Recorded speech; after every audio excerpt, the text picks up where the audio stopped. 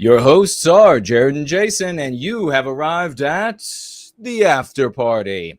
The crown winner of last week goes to the one and only Mrs. Jez Horse, who gave a specific financial gift to our one and only music god, Mr. Jared George of the Great Order, for his new single, I Have Made. She financially gifted $100 to the good sir. In second place, we have a longtime friend and favorite financially gifting $3, and that is Rory. Congratulations to you both, and thank you both so very much.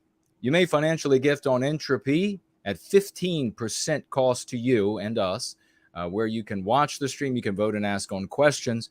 You may also financially gift on Cash App, where it's no cost to you or to us. And if you're wild tonight, you may financially gift at Odyssey. I'll keep an eye over there. It's also a cost of 15% to you and us. Jared and I evenly share the financial gifts with our guests here on the after party. Now, today we have, as you can see, little Apostate with us here on tap. We will be calling her LA. LA, please introduce yourself to our esteemed community and tell them where they can find you. And then Mr. George will take us into the scintillating conversation. Hey, I am Little Apostate. You can find me. I'm biggest on Twitter, I guess. I talk about the government and stuff, but I also have littleapostate.com where I sell prints, and Little Apostate on YouTube, where you can find my YouTube channel, and Little Apostate on Instagram. So it's basically just Little Apostate everywhere. That's about it. Little Apostates are everywhere, and tonight you are on the after party. Welcome. It's really nice to speak to you, and especially when we have someone on for the first time. Anyone who's listened for a little bit knows we like to get their story, and I know we want to leave a lot of time for that, and I'm sure as we're talking about that, other things will just naturally come up in the course of the conversation. It's very conversational and flowing here, so we don't have to stick on one topic. I'm sure by the end of the night, everyone will have a better idea of your story and your adventure, we could say. Is we've heard a lot in the few years we've been doing this show now, and it's always, we all take something from hearing each other's stories, because we all arrive at these conclusions in different ways. We have different backgrounds, different lifestyles, or different things that triggered this gradual awakening to kind of see the world more clearly, see what's going on, see what's at stake. So if you allow me, I'll just start with a very general question. Just some of your life, what it was like when you were younger, and some of the assumptions you had, and then like what you believed then, and what things started to change. I know some people, it's like one specific instance, kind of, the penny dropped and they started to see something. There's other people like me, it was more of a gradual, like, turn of a knob. Sometimes for people it was political, sometimes for people it was more aesthetic, or just noticing difference in people's social interactions and standards dropping. And there's so many things. So a broad question, but however you feel fit to start, just what little Apostate was like, what you believed when you were younger, and how you saw the world, and how you eventually got to where you are now. Well, so, I mean, originally, I grew up in a super conservative household. So I was a kind of a hard worker, or that was what was instilled in me when I was a kid. Hard work, athletics. We were very athletic, talked a lot of trash to each other at the dinner table type of thing, all made fun of each other. So it was like no one was offended ever. But then I went away to college, and there my views changed, because pretty much everyone was telling me that, where I came from was kind of evil, and what I represented was wrong. Like my teachers, I had one teacher who would make fun of blonde-haired people in her classroom. So I remember just being like, ugh, I dyed my hair black at a certain point. I was suddenly I didn't want to be the blonde soccer playing conservative anymore. But that all changed. Um, that all changed fairly. I mean, it was gradual, like you said, turning a doorknob. But by the time I was on my way out of college, I started to notice these things for what they really were, which was, it was like sad projections of people who felt inferior. And because I would look at my teachers and they weren't really teaching me anything besides, they putting blonde white people down, or, a lot of my classes focused on intersectionality. And I just kind of couldn't take it after it took me a little longer to graduate college. So after like 6 years of it, I was just like, this is insane. And then I had found an article, and I've forgotten to mention this article a lot of times, but it actually, like, I still think about it all the time. There's one line in this article. It was a New York Times article by Lionel Shriver, I believe. And she was a liberal, but the title of the article was something like, "Can the left survive the millennials?" I think. And there was one line in it that said, like, you can like obsess over progress, but you can also progress right into a pit. So that's kind of when my mindset started to change, and I started to come back to earth, and just slowly made my way over to a place where I'm tweeting things like, "I love being white." Did you, when you were in college, was there any point where you fully took on those other beliefs and you were yourself an evangelist of those beliefs, or was it more you gave them lip service, but you always knew there was something in the back of your mind saying something's not quite right about this? I mean, I think I sort of in the back of my mind knew, but I used to get into arguments. Was dating a man who was from a liberal family, so I would argue with his family all the time. More so, I would, claim to agree with them, but I would also argue with them for the sake of argument. But I kind of knew the whole time, like, I was actually being right. It was weird. It was like I wanted to appease them, but also argue with them, but I knew that I was actually being right at behind all of it. Um, but I also used to argue with my parents, and those would be very, like, emotionally charged arguments, and I always knew uh, that how emotional I was getting was a clear sign that I was the one in the wrong. And I never could admit it though, because they're my parents, and I don't know if I've even admitted it to them now. I probably owe them an apology. Let's get him on. Let's get him on the line. It's gonna get emotional tonight on a special episode of the After Party. But what about what did the teacher say? Do you remember? What was the whole approach with the blonde thing? I mean, I actually remember it the first time she ever said anything. I remember I was just like sitting there kind of like jaw dropped. It was my women's studies class. Or no, actually it was my Shakespeare.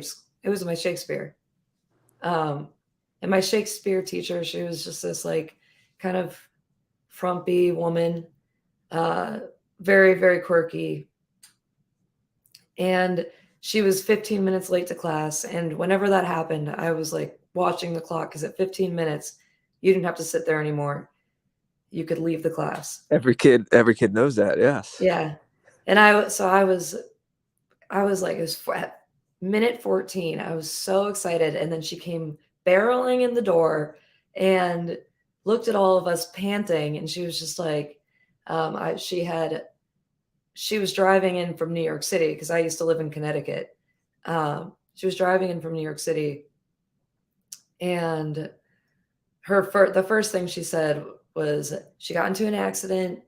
She's like, "I'm so sorry. I was at a toll going in from New York City to Connecticut, and a car hit me from behind. And then she was like, and you know what? She was like, it was a dumb blonde who did it. She's like, isn't that just like, she's like, who else would have done that? And I'm sitting there, I'm the only blonde in the class. Everyone else, it was a very diverse school. And I was just sitting there and I was like, why would, what does a hair color have to do with it? And she specified where the blonde woman was from, a town called Greenwich in Connecticut, which is where my best friend lived, who was also blonde. So she was like, of course it was a dumb blonde from Greenwich.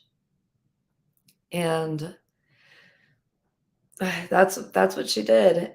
And she seemed to have a vendetta. She didn't like me. She didn't grade me well.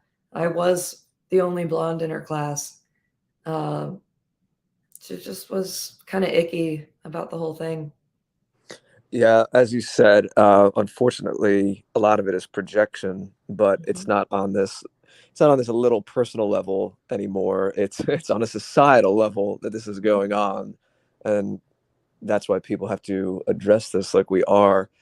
What about your friends in college? I mean, was there kind of this unsaid thing again where a lot of you kind of just went along with the BS in the classes, but you kind of, the ones who thought similarly all kind of found each other? So honestly, for me, I didn't do well when I went away to college. So I ended up just commuting to a school very close by. So I didn't have the whole college experience. I really didn't make many friends. The only people I found who were like-minded were people who also loved to write. I started a writing club there, and that was about as far as I got with like-mindedness. Really the only person that I felt like we were simpatico was my creative writing teacher, who was this older man. He was a liberal, and we would just argue every class, but he was the only one who I felt like our arguments were because we valued each other. I actually emailed him over COVID, and we went back and forth a little bit. It was really nice. So yeah, he's like the only one that we thought the same way. Everyone else they didn't want to think at all, or they were very liberal. I didn't find any friends that thought different. What kinds of things do you like to write? I was really into short stories. Dystopian literature was my favorite.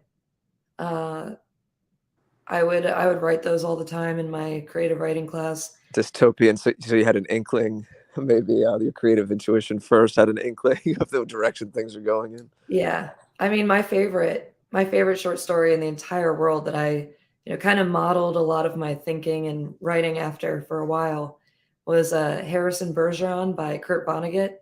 And I don't know if you guys have read it, but it was, I mean, it's basically exactly what's happening now. It's sort of like all of this kind of transhuman push to get us all to be more cyborg-like and all equal. Nobody's better than anyone else. It's a great short story. But so I read that one in college, and that became that shaped me for a long time, I think, and still today. Yeah, it's interesting what you say too about the one relationship where there was mutual respect was with that professor, and he was still liberal overall, but it speaks to something. Again, Jason, I know we've spoken a little about this on the show. Not that anyone is sitting here saying, "Oh, all we have to do is turn back the clock," because if we went back to exactly how things were a few decades ago, it's kind of like winding up a clock. All of those things, all the things we're experiencing now, we're still woven in. But there are still glimpses we can get from the past of, these alternate timelines, alternate experiences we could be arriving at now, and we can still glean something from that. And one of them is, when you look at TV debates, let's say from the 1960s, political debates, even when you have these two vehemently opposed sides, the level of rhetoric, the intelligence, the command of the English language, the decorum and the mannerisms and the respect, it was just on a different level. And now everything is increasingly looking like it's professional wrestling, like that movie. What's the movie with Luke Wilson? Idiocracy. Idiocracy. When you said it, I was, yeah, yep. Yeah, which I saw that movie first because a friend of mine and I found there was some story about it. I don't know if it was in the Village Voice in New York, where it was saying how there were a lot of channels in the way films are distributed that tried to block it. Like there were places in Texas where it didn't even list the name. It would say things like Untitled Mike Judge Project. And we were like, what was that? What was going on with that? Like, we have to see this movie. I don't know if it's maybe because of it skewers the whole corporate thing as well. Like the whole Starbucksification of everything, that whole corporate culture, monoculture stuff was, I think, from what I remember, it's been a while since I've seen the movie, it was being skewered in that film. Since you kind of jumped up when I mentioned it, do you have any quick thoughts on the film, or was it anything for you when you watched it? I've actually watched it recently because when I first moved, I was looking through, I didn't have Wi-Fi yet, and I only had DVDs, and all my DVDs were like The Matrix, Gladiator, and Idiocracy. So I was like, those are like my favorite movies. I'm just going to watch those all like over and over. So I just watched Idiocracy recently for the first time in years. And I mean, rewatching it, what really stuck out to me was, even in like one of the first scenes when Luke Wilson like blasts through the door of that, I forget what his name is. He's married to Kristen Bell. Dax. Yes, Dax Shepard. Yeah. He like bursts through the wall of his room, and he's sitting in his chair doing his dirty business, watching TV, and he screams at him to go away because he's watching his porno flicks. And that was made so long ago, but now it's like, everyone is like just completely addicted to their screens. The men and porn and all of that, it's getting really bad. So that was one of my first thoughts on it. And then, obviously the dumbing down of everything and how, water is replaced by basically Gatorade. Yeah, it's something that was funny in the movie, how it was used in agriculture. Yeah. It was I don't know, I forget the name of the fake Gatorade, but Me too. let's just say it was Gatorade in the movie. They used a different name. Luke Wilson would ask people like, why are we watering crops with this? He's like, Gatorade has electrolytes. Like, they would just repeat the advertising, the ads, and think that was a full answer, not realize that they don't even know what electrolytes are, whatever it was. Electrolytes are good for you, but maybe with some chemical. It has and some pheromones, and hey, everyone knows that. Another crazy thing about it was like, in the world we live in today, the way people around me talk, like I can be crass, I say bad words sometimes, but the way people discuss things that I wouldn't discuss, and I don't know, there's the level of language these days really has taken a nosedive, and it sort of makes you feel like you are I've always thought like I'm not that smart, I'm just pretty normal, but I feel like one of the smartest people in the world. Like, you feel like Luke Wilson now? I feel like I'm like, I don't know. I do know, but whatever my IQ is, I feel like it's like it just feels like there are very few high IQ people, and everyone else, whether they're high IQ or not, because there are plenty of high IQ idiots. It feels like everyone else is that under Luke Wilson. Right. Yeah. We call them midget wits. Midget wits. Okay. I used to call them midwits. Is midwits short for midget wits? No, that's like about an average IQ, but midget wit is really what we're dealing with these days. Okay, that makes sense. Yeah, they are midget wits. and it's the holistic, it's the whole constellation of everything together. That's another thing that it seems to be a theme in our conversations, and I know something both Jason and I hold near and dear is because you said it, little apostate, a minute ago. There are people who technically may have a high IQ or high cognitive functioning, and they're in managerial roles, and they might even work in the government, have roles in business, but we're not educating people in other ways. And when I say educating, it doesn't have to be in school, obviously, but everything in the fabric of our society that shapes someone's character so that they have those other elements to balance or temper that relatively high cognitive power. Now you have all these people that are some of them might be high functioning in terms of intelligence, but they're still, I have thoughts on words for them. Like, I don't have like a pithy term I've coined, but more or less I think of them as they think very highly of themselves, but they're kind of white collar versions of people who work on assembly lines. They don't realize it. They might have cool job titles and make decent amount of money and pat themselves on the back because of this. Again, working in journalism, media, academics, government, business, you name it. But they're cogs in the machine. They're just working on an assembly line. And I see, and that's why we like talking to people like you and just reaching out to different scenes and personalities out there, is there seems to be, especially because of COVID. I mean, one of the blessings of COVID, as strange a time as it's been, is there's been this convergence of awakenings. So I'd love to hear your thoughts on that as well. Like, people who, it's like maybe you woke up because you saw something about the government. This other person woke up because they saw something about attacks on white people. This other person woke up because they saw these weird messages in films and more sexualization of children. And then we all start to talk to each other and we fill in the blanks for each other. And it seems like a real, I don't want to use the word counterculture, is not the best culture, not the best word, because we should think of ourselves as the real thing. But, for lack of a better word, a real counterculture forming. Mm-hmm. I mean, for me, I haven't really noticed. I mean, on Twitter and YouTube, that's where I've noticed the most people. Like, it's all, to me, it's like kind of sad because it's all online. My counterculture is not anywhere near me, except for my mom. My mom she's on the same page. But for me, I mean, I started waking up a little bit before COVID. I started getting kind of fed up in like 2019.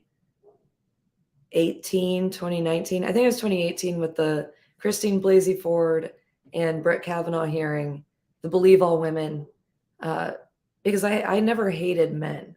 And so this push to like demonize men and, put it on the world stage with someone, like, it just seemed like a big theatrical stunt. So that sort of set me off. Like, something went off in my head at that point that was like, wait a second, things are staged, things are fake. And then after that, it was the Nicholas Sandman incident, the boy the teenage boy, that old guy coming up and banging the drum in his face. And then I was just like, I'm done. That's a child. All he did was smirk. Like, this is insane. The media is clearly evil. And then when COVID hit, I was like, okay, well, this is all fake. None of this is real. And that's when I just started waking up, like, to all of it, pretty much. What was that? Oh, speaking of things being staged and fake, what is your take? Can't hear you, Jared. Your microphone. Oh, is that better? Yep. Oh, and chat, tell me, there was a weird lisp that my microphone added last week, last time we did the show. So let me know if I sound okay. or I don't know if it was just in playback for the last episode. Hopefully, I don't sound like I have marbles in my mouth. But what was your take on Trump? Because I know there's no way to ultimately tell this, but it's always interesting to ask people, get their perspectives on, was he actually a black swan? Like, do our votes still matter a little bit? And the establishment got freaked out and just beat him down, or do you think that it's just a really sophisticated way of maybe making people think that they had a guy on their side for a little bit, but it like smoked all the kind of brought all the real patriots out of the woodwork so they could identify them better, and it was never really what it seemed from day one. Yeah, so I mean, I voted for him.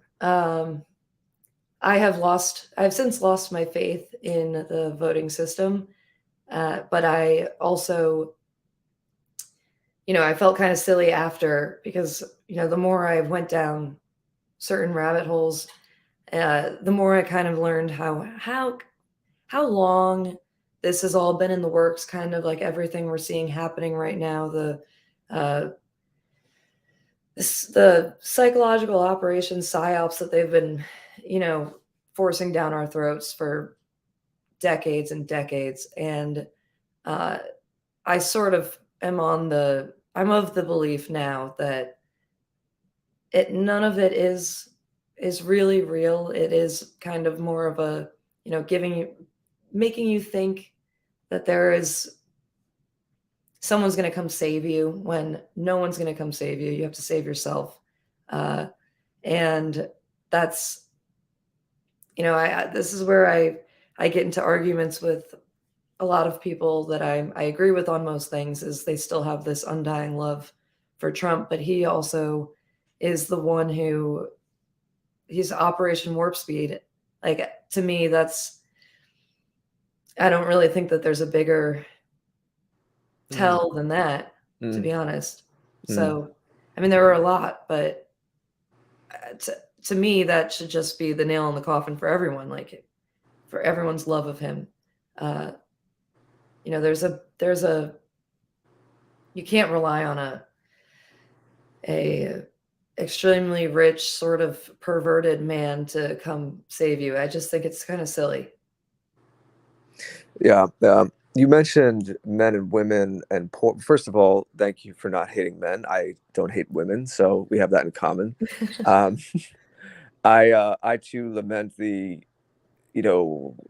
this drumming up like battle of the sexes. It's like, yeah, of course there are differences, and then, as you said, the kind of weird people that want to bioengineer all of us and make us the same, which to me is like an attack on life itself. It's anti-life, because true diversity, if we take that word back, what it really means is what makes life meaningful.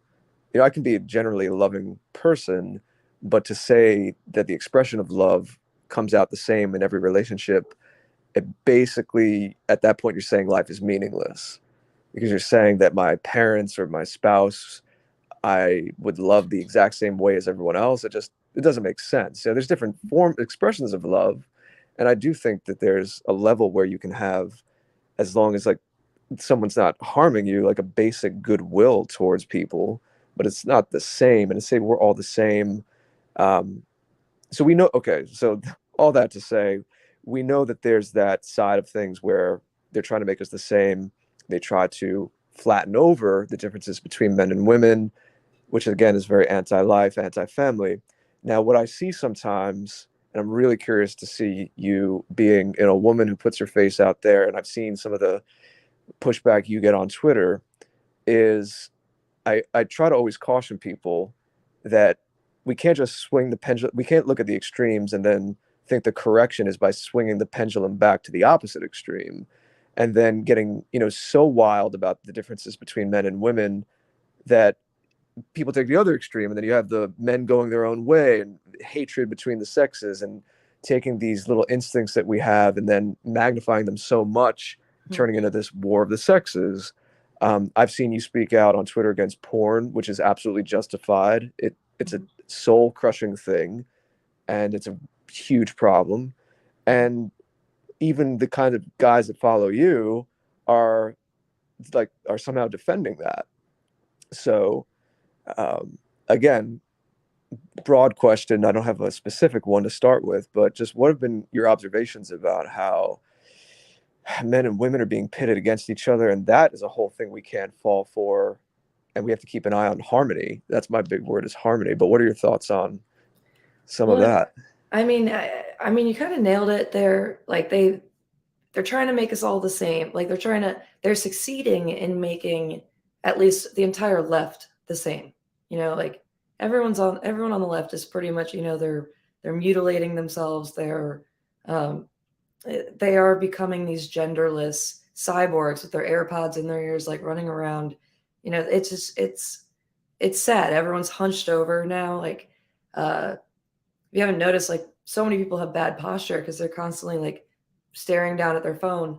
It's like human beings are being completely changed, and so the left is becoming these kind of like hunched over creatures, just genderless hunched over creatures.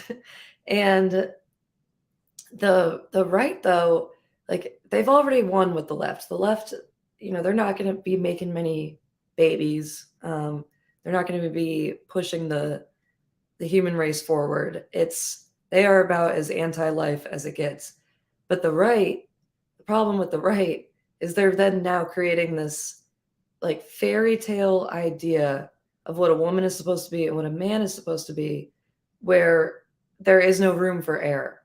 And once someone is not perfect, then everyone hates that person.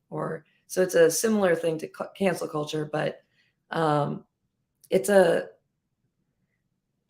sad because it's like we have this great group of thinkers where, everyone should be like, okay, well, thank God we're the smart ones here. We're the ones who are not hurting ourselves to all look the same.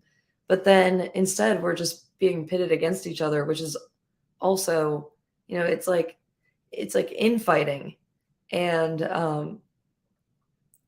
I see it a lot on Twitter, and I see it a lot, the whole Andrew Tate stuff. And you said that men go their own way type thing.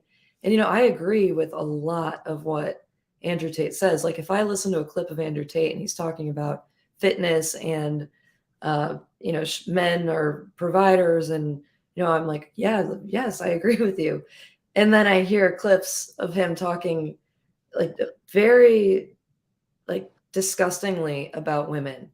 And I'm just like, okay, well, this is how you divide the sexes. This is how, okay, you really like, it seems like people want this transhumanist future where they just hate the opposite sex and don't reproduce. You can just have all your babies in synthetic wombs, which are already being created. But like, it's so basically you're embracing the same thing the left is embracing. And it bothers me. And I try talking about it, but then people will say that I'm coping. I'm like, yeah, well, I'm kind of coping with the downfall of Western civilization. Yeah. Like, I don't know. We're going to ride that one out and see what we can do to turn it around. The rule of thumb I have is guys like Andrew Tate, most guys there's going to be kernels of truth. Like you said, they're going to talk about fitness, provider, take risks. All right, any young guy, all these guys, unfortunately, and if this is your situation, it's your situation. I can't blame you.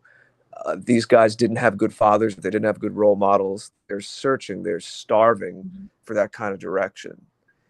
And there's anyone who gains popularity, they're going to say things that are true. What you have to do is still look at the overall direction of where this is going to take you. And my rule of thumb is anyone, be it a man or a woman, anyone who's essentially at the core setting up the two sexes to have an adversarial view of each other, I immediately turn off. End of story. And I try not to be preachy, but for any guys listening, I would put that out there as a guide. Keep that in the back of your mind. It's one thing to say there are differences that the left's glossing over and we need to get back in touch with these things. Fine. That's not adversarial. But you know when it's adversarial, you know when it's conflict oriented. It's the end result. Even if you go through these truths and red pills, man, and blah blah blah blah blah, which, by the way, for me personally, I don't think it's only biological. Some of it tries to break down things to purely biology, where it's like, men act like sperm and women act like eggs. And sure, that's a huge part of who we are as human beings. There's an undercurrent of our biology, but I'm not a materialist. I don't think that's the only aspect of what makes us human. So I can't get along. I can't look at a married couple dancing at their 50th wedding anniversary when they're in their 80s. And I've had friends say the same thing to me, looking at their grandparents and say, oh, they're just together because he was a good provider and she was pretty when she was younger. And it's like transactional. It's so much more than that. It's such a slap in the face to this couple's story, decades together, and the ups and downs they've been through. It's dehumanizing us. It's making everything transactional. Yeah, I agree with that. I think that there is like a role a woman plays in a relationship and a role a man plays, but to completely whittle someone down to literally just their reproductive organs, and their biology is it's really dismissive, because I'm not. It made me feel bad about myself for a long time once I started stumbling on all of this like right-wing trad Twitter talk. Right. Because I'm like, well, I read books and I'm super active. I love being outside. I'm 30. I don't have children yet. I'm not married. It seemed like it felt like an attack on me, like the type of woman I'd become. And so it was like, I'm all of my experiences thrown together, and I'm just because I didn't grow up milking cows on a farm doesn't make me any less of a woman than, it's yes, exactly. it's Yeah. I think people have to chill out a little. Our audience here, just the community here, is a little different. There's great relationships. People do meet up in real life. There are a lot of initiatives. There are a lot of people taking the going free method that Jason's put out there, which is a whole psychological defense for white people. It's kind of like a toxin cleanse, a mental toxin cleanse of white guilt, essentially. Once that's there and they're freed up, we see people spontaneously starting projects. Like, just one example that quickly comes to mind, there's a guy, Brant, we speak to a lot, his background's in education, and he started this whole huge website called School of the West. That's a homeschooling resource, and it's incredible. It has history, it has films that are wholesome. Parents could go there and just have a whole homeschooling curriculum, and he just does it on its own. There's one example of many. So we are seeing some nice things happening, but people have to free themselves of these memes. It's like life isn't memes. I tell people like, I'm all into homestead more, grow your own food. That's great. But I don't hide and act like that's not where I come from. I'm a creative guy that grew up in the city. I'm not a cowboy and I'm here too. And so I'd like to think that's good. Sometimes people reach out to me and they're like, oh, you're a little more like me, so it's cool to see someone like you. So hopefully, you can feel the same way. Take that. It's I know sometimes there's this illusion when you're online that there's a very, very narrow prescription of what you're supposed to be. But again, those are just people regurgitating memes and not really thinking things through. But yeah. We have to bring nuance back into things. That's what's been lost. Yeah, I think I was listening to someone speak about something similar. It was like how polarity is such an essential thing in our world, like the male and female, but it's also something that has become extremely like, it was a part of like the Hermetic principles, I think, but it was just really interesting how polarity is necessary, but people take that necessity to mean there's no middle ground. which there is middle ground, even when there's polarity. I don't know if that makes You sense. you dance in the harmony. I mean, if we state separate, there's polarity that engenders harmony, and there's polarity that engenders division, Mm-hmm. and that's what you have to. Right. That's what you have to suss out. Like Mm-hmm. what is this person's message? Again, if you're listening to someone online, what road are they leading you down? Mm-hmm. You know, the male and the female has to mingle. I mean, even if you look at it on a purely physical level, we have to join together to create that life. But same thing happens even without physical. If you're not thinking about physical life, whether it's you're creating art.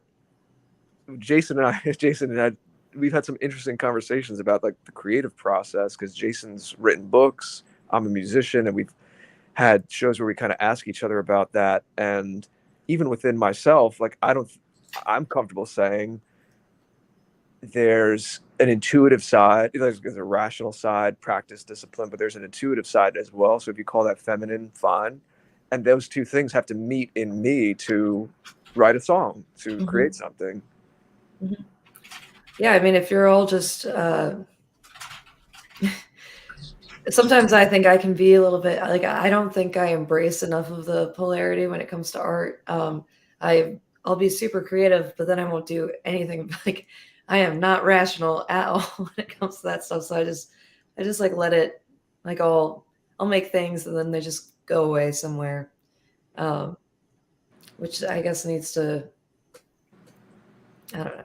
Well, certainly when you're in the moment of creation, it's good to have that abandon. But yes, since you mentioned that, I'd love to hear about your art, and we'll talk about aesthetics. But Jason, it looked like you were about to come in with a question before we get to that.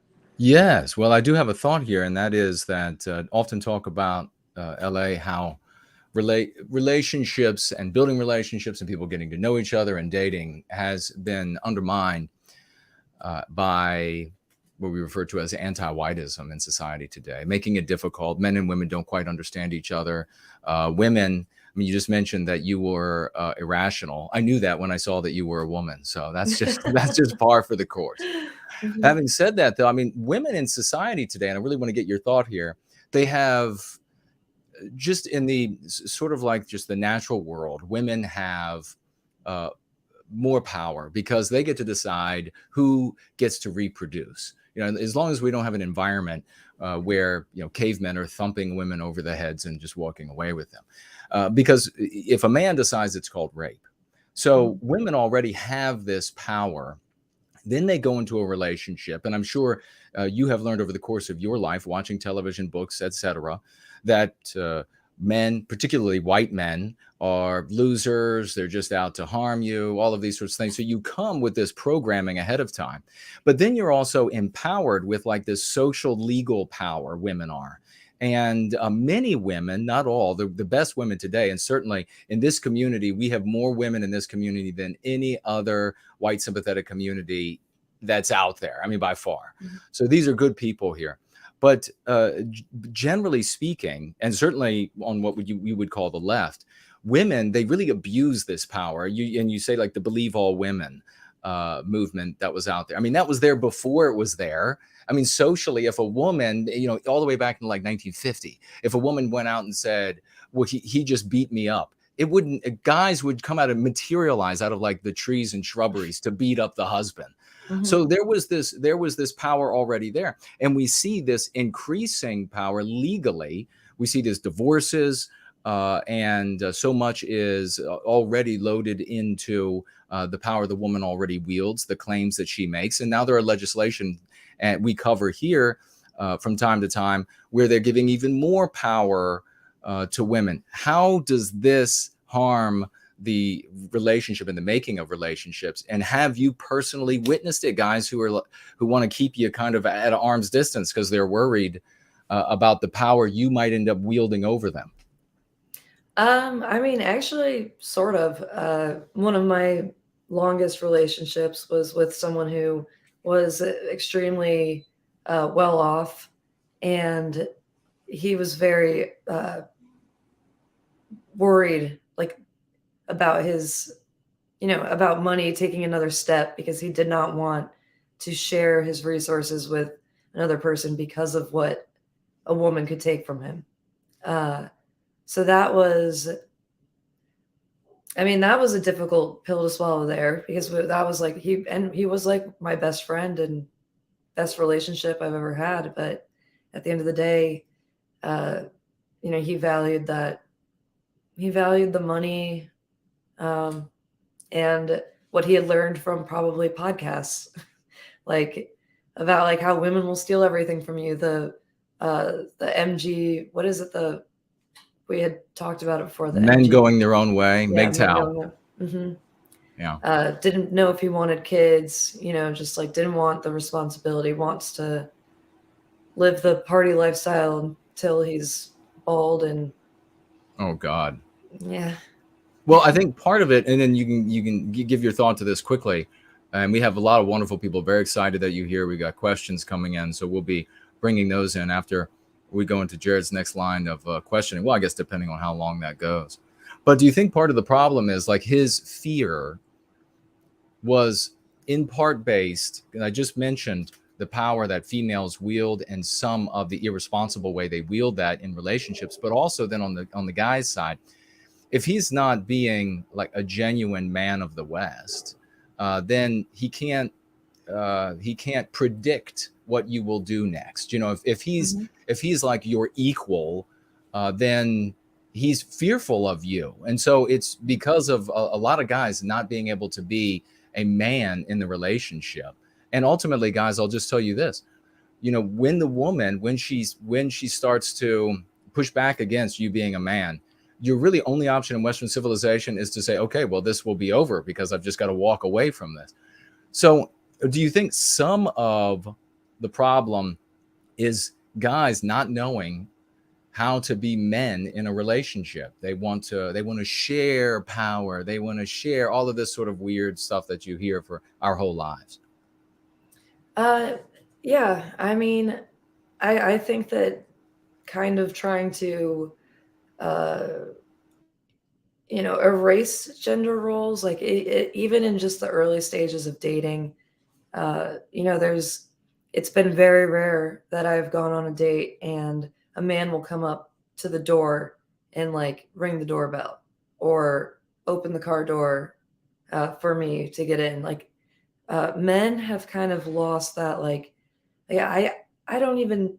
It's not something that I am like, ew, he didn't open the door for me. But it's like when it happens, I notice it, and I think that was a very manly thing to do. That was a very nice thing to do. And I think things as simple as that, just like men, as simple as opening your own car door. Like we've become 100% equals.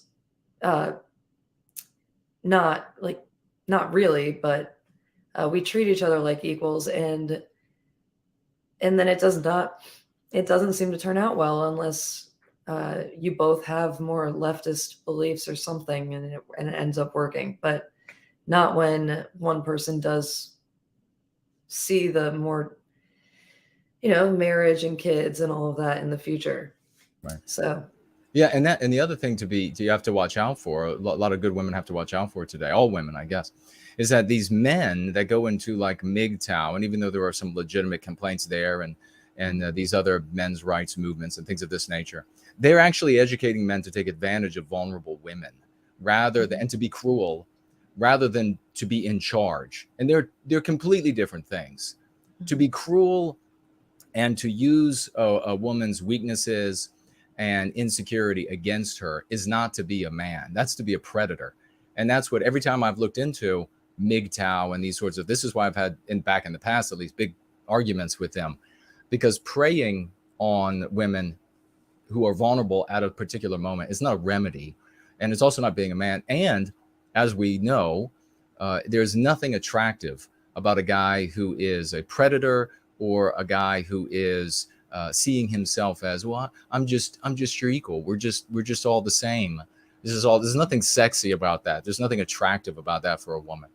But I just wanted to get those thoughts from you, because you're in this journey right now, and you are evolving in it, and people are enjoying watching you in this journey and your discoveries. And a lot of people feel that they see a lot of themselves in you. And so that's an area that I think when you speak to it, folks are going to want to hear what you have to say. And I'll just caution that Andrew Tate types and things like you've heard from him and those others, their definition of men is nowhere close to what a man of the West is supposed to behave like. I mean, yeah, the guy might come and open your door, but he's also going to say, come and sit your ass on my lap, when you're out at the restaurant or whatever. And then she does it. I mean, that's how it actually works. And that's how things click positively. But I really want to hear, because I know you are an artist as well as pushing iron around at 4 a.m. in the morning. And so Jared George, what were you going to ask about her artwork and aesthetic? Well, it sounds, we might be similar. I'm not sure, in that my proto red pills were more aesthetics, or as you're talking about people's mannerisms and standards. I know that you're a visual artist. You do illustration, you do collage stuff. I like a lot what you do on Instagram. I recommend people go check out Little Apostate's Instagram page. So because you're sensitive to art, you said earlier you were doing writing as well, short stories. So that creative side, just anything that you've seen in art and media, just how wild the messaging is, or just a celebration of ugliness, what's gone on, and any hopes for, I think, changing things around. There's, art is going to play a central role. It always does. So how you think of that, the creative aspect of things, and taking that back from the left in particular. And for me, I don't think left, right. I don't even really consider myself either, and think in those paradigms, talking about polarity. But, for argument's sake, generally art and creative things in most people's minds are associated with the left. And they definitely did a really good job of pushing their messages through all kinds of creative endeavors.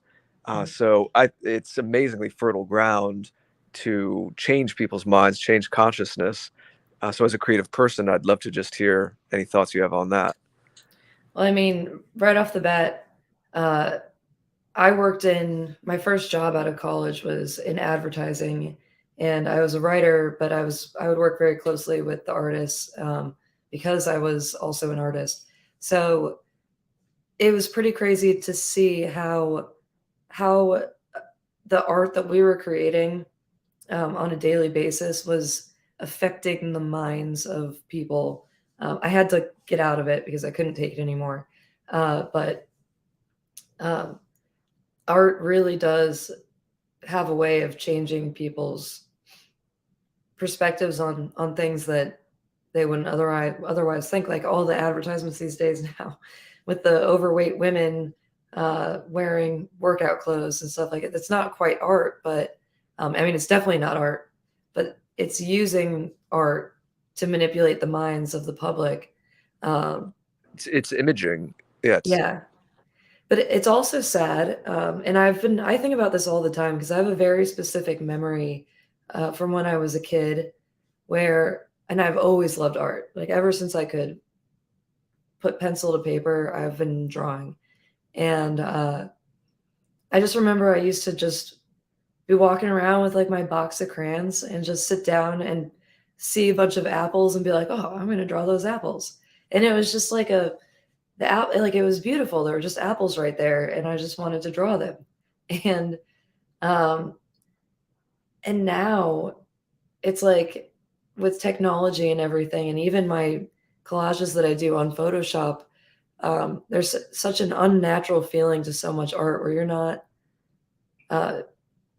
it all feels like it is like stuff you're creating is still being manipulated, not just by the world around you, the natural world around you, but by things you're being fed online constantly. And I think it's a kind of sad, I think art is in a sad state right now where it's not, I don't know, you don't just see like expressions of life anymore, you know. I guess if that makes sense. Fecundity, something that has fecundity, that has, I see it in music too. Rock music especially got so much of it got so limp wristed, and not that it all has to be this like loud aggressive death metal. That's not really my sound, but there's something driving and positive and life affirming.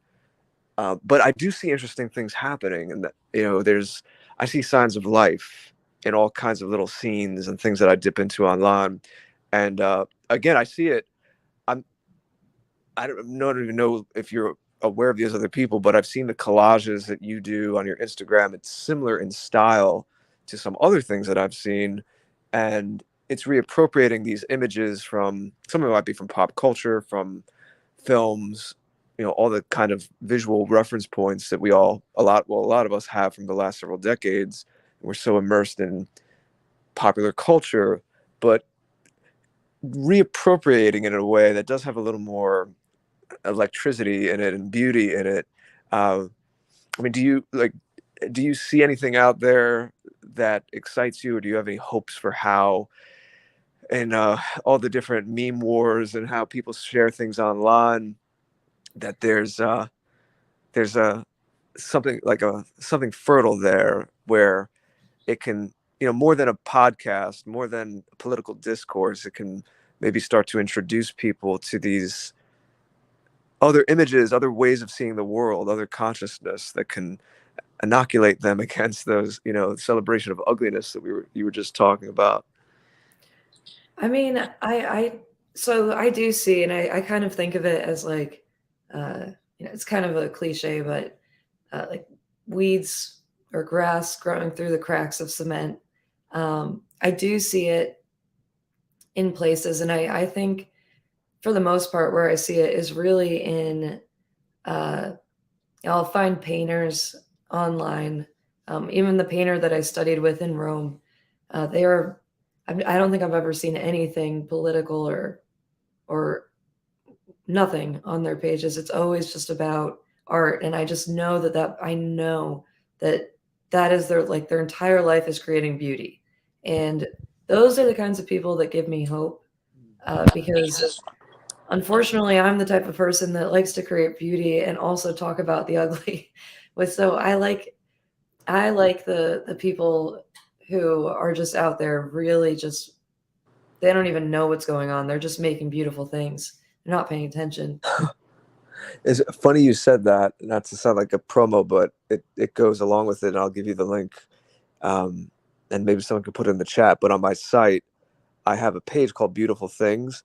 It's not what I've created. I'm not a visual artist, but I've collected, and hopefully I'll find more and keep growing. Like, I just add to it, contemporary painters, visual artists mainly. And I put their link, I put a few of their works just so people can scroll through it. And if nothing else, it's like, hey, this kind of stuff is being done right now too. It's not all just like taping bananas to walls. Yeah. I mean, it is. I mean, that's like, and it really is a wonderful thing to see. Cause I remember when I first went to like when I lived right outside of New York, my art class in school kept making us go to the MoMA. And there was like a toilet as a piece of art.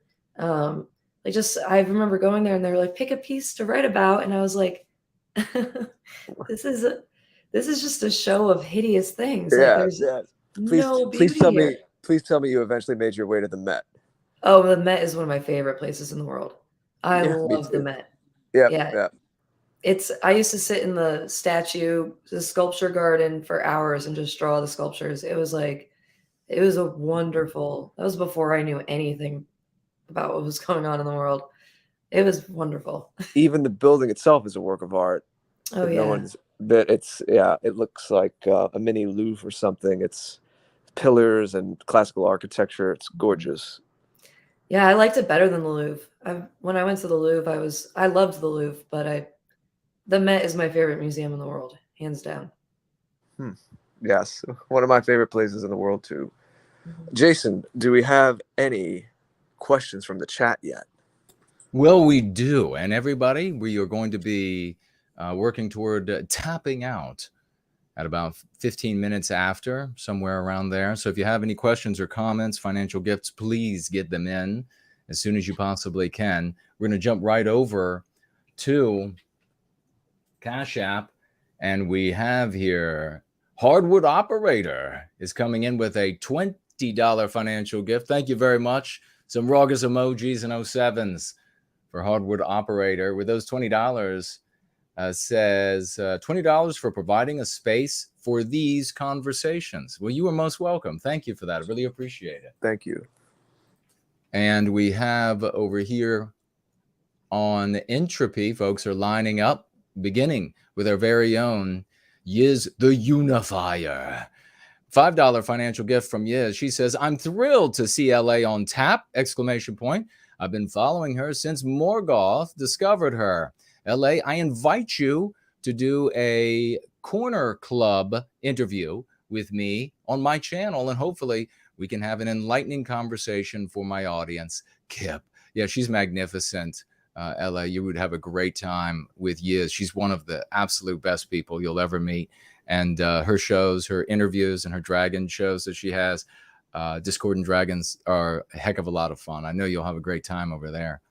We have also $25 financial gift. Thank you so very much. Raucous emojis, please. Some V's for victory. For Hollywood Isn't History. That's awesome. That's one of our meme curatives. LA is Hollywood Isn't History. So meme curative is just like a saying that's true and works for you. So it's Hollywood Isn't History. $25 financial gift. And Hollywood Isn't History says, LA, your artwork is quite good. Thanks for being based. Well, thank you very much for that. Hollywood Isn't History. I don't know if you could see the screen. I put up your Instagram and showed a couple pieces of your art, but then they probably are heading over to Instagram to have a look while we're live here.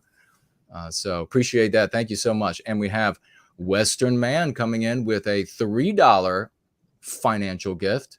Thank you so much, Western Man. He says, Promethean hails, Jason and Jared. Also, welcome, Little Apostate. Glad to have you here. We are great, welcoming, warm heart, positive folks. Well, that we are. So really appreciate you being here. And thank you very much for that, Western Man. And we have another great JK160 coming in with a $3 financial gift. Thank you so much for that, JK160. And he writes simply this: great guest. She is indeed. Thanks, JK160. Thank you. Western Man back again. $3 more from Western Man. Thank you so much. And he writes here, we have some great artists, and a little white heart emoji. Yeah, I'm going to tell you what. Thank you for that, Western Man. We'll keep moving through this and the remaining questions so that we can have you on your way before you have to suddenly split. But we really do have a magnificent artistic community here. Musicians, sculptors, painters, and several types of music, all the way up to classical composers. And we have classical compositions that have been created for my book. Andre's classical stuff is amazing. Oh, it's like scores out of the big movies. Yeah, it's legit. It's legit. Wow. Graphic artists like Groundhog Fury and so many others that are just truly amazing. We got new songs, and I'm not talking about just like somebody who just has maybe a little bit of smidge of talent. Professionals. The issue is that these people, they care about Western kind, they care about white people, they hate what's going on in the world. They're not going to sing about something anti-white, and so therefore the radio and the music industry, they're not going to have them, just like the publishing industry wouldn't have me. You're really, if you would like to, and in fact, I wanted to mention to you quickly, I don't know if you saw, can you see the screen? No. Okay, I'm going to do this. I'm going to tell you, and I'm just going to show everybody. School of the West by Dean Brant Danger is a homeschooling initiative, but it's supplemental homeschooling, but supplemental for all education, obviously mostly for children, young adults, but even for adults. There are a couple of categories there it's if you want to follow up and have a look at that website when we're done here, when you get an opportunity, it's simply schoolofthewest.world. And there are two categories right there that I could see you finding yourself maybe wanting to participate in and contribute to the education of our young people. There's a category for art and a category for fitness and health. So you might want to think about that when you get an opportunity to have a look at that great work. Oh my gosh, it's you went through it, we all went through, all of us being told, you were told negative things about the white race, your blonde hair that you grow naturally. Our babies today, it's that and worse. And so to have this as supplemental material to help them feel good about themselves, there's nothing more heroic or glorious that an adult man or woman can do today. In fact, of any race, because anti-whiteism is what's destroying everything. It doesn't matter. You don't even have to care about the white race, but it's anti-whiteism is the excuse in numerous pretexts to destroy everything that everybody cares about in the West of all immutable characteristics. So it's a heroic endeavor, irrespective of one's personal positions coming to the question. We have JK6160 back again here, this time with $20. 07s for these folks, please, ladies and gentlemen, raucous emojis. And this time he says, really enjoyed the show. Hopefully she'll come back. Well, we'll take this opportunity to ask, will you come back? Oh yeah, definitely. Okay. It's fun. It's fun. Yeah, this is fun. Yeah, I'm having a blast. Well, LA was with my good friend James Edwards a couple of weeks ago now on the radio, and he spoke highly of you and said we really had to have you on, and so I hope you'll appear with him again as well on the radio. Oh, yeah, definitely. I had a blast with him too. Yeah, he's a great guy. I mean, it's his whole family, the kids, all of them, just wonderful folks. Western Man back again with $3 more. And this time says, and thank you very much for that as well, I would love to see Little Apostate on Yiz's stream. They are both awesome ladies. White heart emoji. And then can't wait. They are really fun and intriguing. Yeah, they are. And I bet Yiz could really bring you out of your shell. She's wild and fantastic. Brilliant woman. We have over here on Cash App as well another round of raucous emojis and 07s for our very own, the great, the one and only, No White Guilt Clips has shown up over there with a $20 financial gift. And he says with those $20, LA, what is your favorite work of art? It's a great question, brother. That is a great question.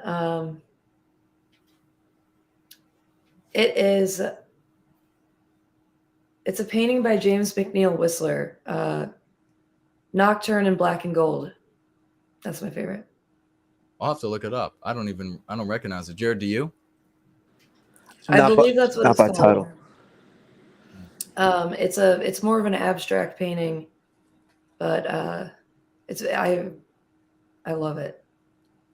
It's like a night sky. We'll look into it. So, the one and only, another Herculean contributor to the well-being of our people, For Null. He's a musician. He's a tech guy. He's a wizard. We all know this. He was also like martial arts king, and he financially gifts $20. 07 to that champion. Thank you so much, brother. Raucous emojis. And he says everything he wanted to say with those $20, just appreciating the show. We have a no financial gift question for you as well, LA. And that is from Toko Loshi. Says, No White Guilt, please ask your guest where she wants to go with her life and what she feels she has to offer now that she has undergone an awakening of sorts. No pressure. That is a huge question. Yep. I want to go, honestly, I just want to go to the beach. I want to exercise on the beach, and I want to get better at meditating. Really, because that's something that I always thought was silly, before.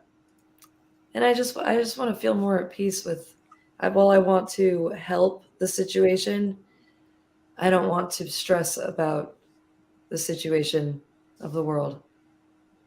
I don't know if that makes sense, but yeah, I think it does. And I think I was just going to ask, do your workouts play a part in relieving the stress? Yeah. Yeah. My workouts are, my favorite part of the day. It is. I actually went twice today because it's just like whenever I start to, because I feel so much about what's going on in the world. And I've always been of the mind that exercise is the best antidepressant or to relieve anxiety or stress. And that's why I want to get more into meditation, because I can't be, every time I feel a little bit like, oh no, this is happening in the world, Biden just said this, I can't just run to the gym every single time. I need to be able to just be at peace. But yeah, exercise plays a huge role in my stress relief. What kind of workouts are you doing now, out of curiosity? Since it's just you're investing in yourself. I mean, one of the things is obvious, and I commend you for this. I mean, it's great. We all should be doing it, and that is not only trying to improve our minds, but our bodies, our health. What are you doing now at the gym? What are your goals there?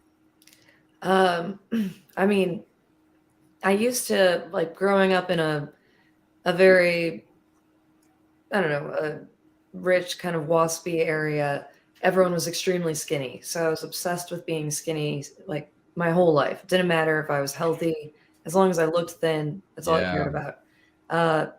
Now my goals are much different.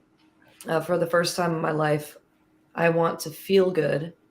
And I've noticed that I feel amazing when I'm eating a very high protein, low carb diet, and lifting a lot of weights and doing, I mean, I personally love cardio. I love getting my heart rate up, and like just pouring sweat. So cardio, I'd make sure I do every single day, but 5 days a week, I am lifting. Lifting, are you, what kind of reps and sets are you looking to build strength, size? What? More just strength. I don't want to be like too big. I don't want to blur the line between my femininity too much, which is something I've seen women do. And I mean, it's good for them. They have goals and that's great. But personally for me, I want to keep the muscles small, but very dense, basically. Right. Yeah. You don't want to get, don't get all gross and gigantic. No, I don't want veins popping out of my arms. Oh, yeah. No. And and you said well-being. I mean, that's a touch point too. There's we've had shows specials just about exercise and nutrition. Sounds like Carlisle, Jason, and the how much she loves working out. But with food as well, there's so much different conflicting information. That's like an ink blot test almost when you look at nutrition research. But if everyone just keep in mind that it's not so much a head. I mean, of course you have to do research, but the first and last word, it's not even a head thing where you're chasing the latest tweet you saw about this latest nutritional advice. It's how am I going to feel alive and that calm energy that you just know when things are clicking and you're in that state of well-being. Mm-hmm. And if that is your goal, you'll find the things you'll try through trial and error that work for you. And sometimes it's cyclical. I think it's kind of funny that you have this like team meat and team vegetables. It's like, I don't know who needs to hear this, but you can have a diet that has both. Maybe that works for some people, high quality plant products and high quality animal products, and cycles, maybe depending on the seasons or even less obvious things. Maybe sometimes you eat more of one, more of the other, but just keep as your compass what your well-being is, your holistic well-being, mind, body, and spirit, and you'll be led to the exercises and the nutrition that'll work for you. Something I think about it, I think that the obsession with all of these diets, so everyone is different. Some people benefit from a more meat-heavy, protein-heavy diet. Some people benefit from more of a vegetable-heavy diet. There's a book, I forget what it was called, but it's about blood types and diets. Like Yes, the blood type diet. I've read that. Yeah. So there's like, if you're AB, you have to, it's, meats and vegetables kind of like half and half. If you're just like A, I'm probably mixing those up. If you're just A, it's like mostly veggies. And then if you're O, which I am O, it's mostly protein. So I've always been a big, I love protein. I do not like vegetables. So it makes sense for me. But I think the obsession with dieting really ends up being more of a problem. Like if you can consistently eat kind of the same things instead of always being like, I need to mix it up and have some like granola and yogurt and this new thing today and like this protein shake. It's just like it should just be simple. Yeah. I think. I mean, I'll adding add too much is not good. Not processed. Rule of thumb is whether you're animal heavy or plant heavy or 50-50, whatever is less processing is better as rule of thumb. Try to eat closer to something's natural state, closer to the earth. Right. Agreed. Yeah, precisely. And without all the pesticides on it. Oh yeah. I mean, stuff is bad. Getting poisoned these days. It's more expensive, but that's the most important part of a budget. It's is literally eat organic. Eat organic. I'll pay anything to not be poisoned. I don't want to be poisoned. And that's really one of the things that Jared and I've talked about. Really, to be healthy, it's not about, and this is one of the things you got to watch out for. You're making a great point about the diets. They'll show you see these commercials and they'll show you like 500 different colors of fruits and vegetables. And you need all of this. And we put it into a capsule. But when you look at history, nuns, and I read about this years ago, investigated it, who had like diets of potatoes and like yams or something. They live to like 110 and they're lucid the entire time. No issues, no health issues otherwise. Right. So it's more about not getting poisoned than it is making sure you get all of these things that occur on planet Earth that would have never occurred like in our native regions where we sort of spent the majority of our existence as a people. Yeah. There's a lot to that. I do personally take green powders and things because they work well for me. And my understanding is even if you go back 50, 60 years, the soil had so much more minerals in it. Our soil is so depleted now that we're not getting the density of nutrients that our grandparents, great-grandparents got in their foods. And we have more toxins, as you were saying, just in the air. As healthy as you are, more likely you're going to be breathing smog and car fumes and who knows what the Wi-Fi signals and the cell signals are doing to us. I don't want to think about that. So I try to... Those are... Don't think about it. Don't stress is the worst. I'm gonna have to go back to the gym right after this. That's it. You're going for a midnight session.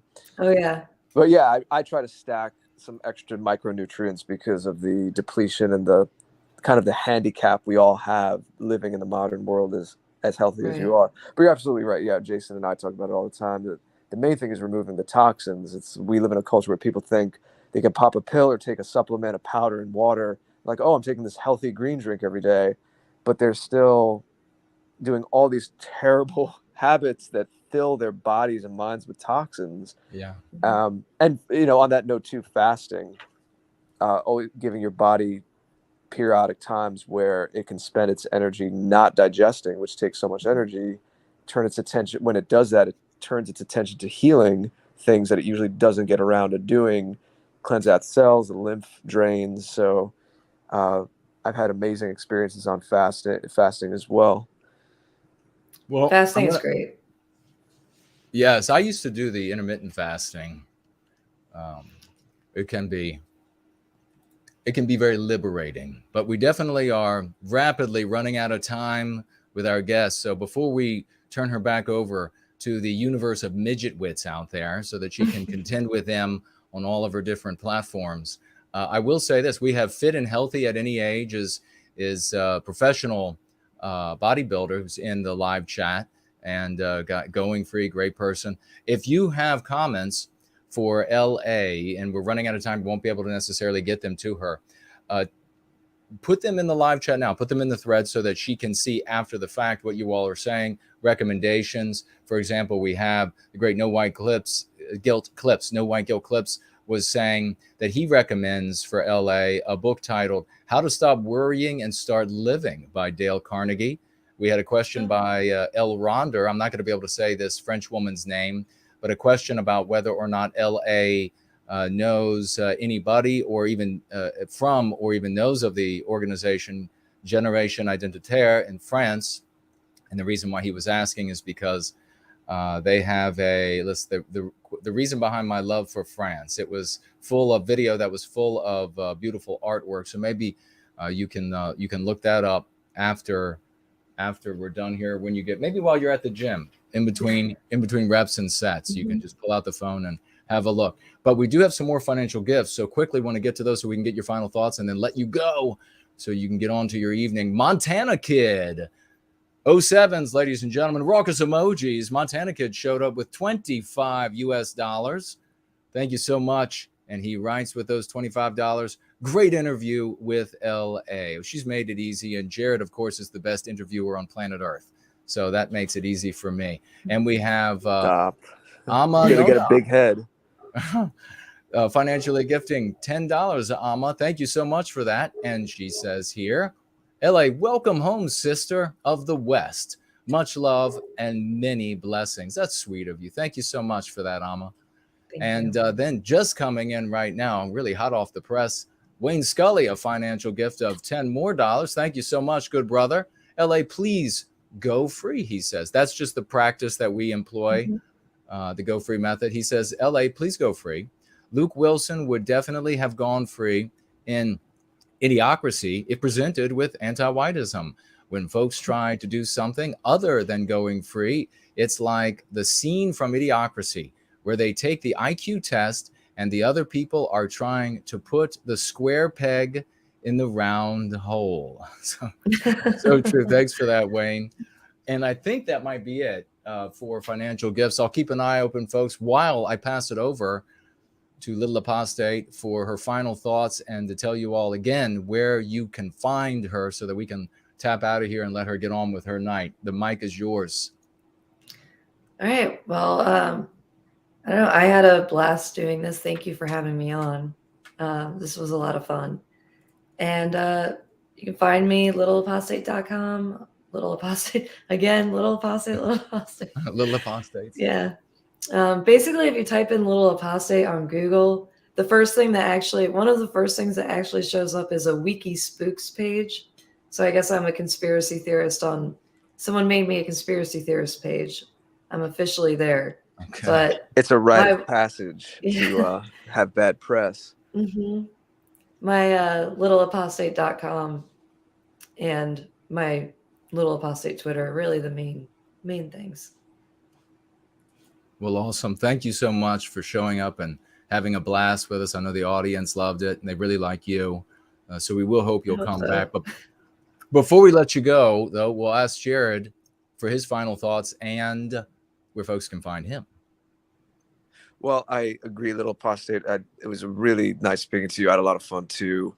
I have the easy job asking questions. I don't like always being on the hot seat, and we appreciate you sharing so much about yourself in public and being a voice like we were talking about earlier. It's probably a terrible idea, but I do it anyways. Well, I've been doing it a few years, and it definitely changes things, but it's also one of the greatest decisions I've ever made, I can tell you. And we need people being courageous. And there are people, especially women, who might see some of themselves in you, and that sparks something in them. And it's a beautiful thing. It's really important. So thank you. And it was a pleasure speaking to you. I hope we get to do it again at some point. And I'm at thegreatorder.com.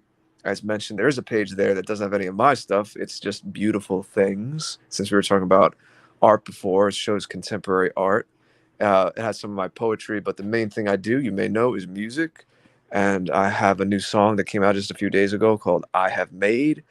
And I'll be putting up like little clips of other things I'm working on just to keep the whole music thing going as I work on the next big production, the next full recording. So yeah, everything's at thegreatorder.com, and all my social media is around. Someone took The Great Order on Twitter, and I wrote the guy, and he has like this defunct account with like 2 posts from 10 years ago, but I guess he's lost it. So I had to do The Great Order is on Twitter. So it's The Great Order IS. But very philosophical. I just am. But if you go to thegreatorder.com, all my stuff is there. That's the one thing to remember. But yeah, we love all of you. Appreciate the warm welcome you gave Little Apostate. Jason, it's always fun to do these with you. And I will give it to you to take us out for the evening. Well, thank you so much, good brother. And we're going to wrap it up quickly so we can let our wonderful guest get on to her evening events and fun. Sit tight, LA, for just 1 second. I'm going to go out on Jared George's new song playing in the background, I Have Made, because it's epic and we love it. But a big thank you to everybody who financially gifted over the course of this evening. A big thank you to everybody, as Jared was just saying, who showed so much warm love and compassion for Little Apostate. We had a great time. And again, thank you to the troll slayers out there for handling the mean folks who want to show up and just disrupt things. We won't have any of that. We're here for white positivity and progress at all times. Much love in our hearts as we recapture our destiny. We hope to see Little Apostate soon. It's been a wonderful evening, and we look forward to seeing you all again very soon.